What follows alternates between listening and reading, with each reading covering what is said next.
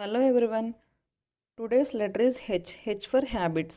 Because habits shape mindset more than talent. Let me share a simple example. అందరిళ్లలో జరిగేదే.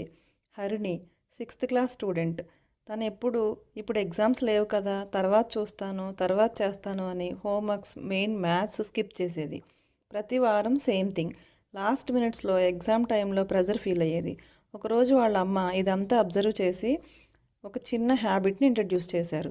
ప్రతిరోజు night పడుకునే ముందు just 10 minutes math, no pressure, no shouting, just 10 minutes calm.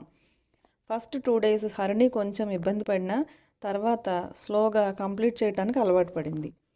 First week she reverse tables, second week she solved few sums, third week తను ఇంకొన్ని sums చేస్తాను, ఇంకొంచెం సేపు ప్రాక్టీస్ చేస్తాను అని చెప్పడం స్టార్ట్ చేసింది.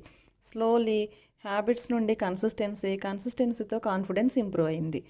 తను పర్ఫెక్ట్గా కాకపోయినా రెగ్యులర్గా చేయగలిగేది. Regular students always grow faster than talented.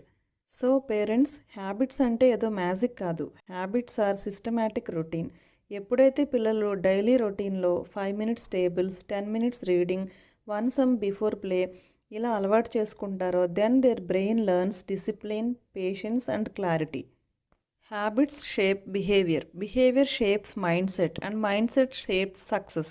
So remember, H for habits. Small actions, big growth. Follow for next letter in our math and mindset series.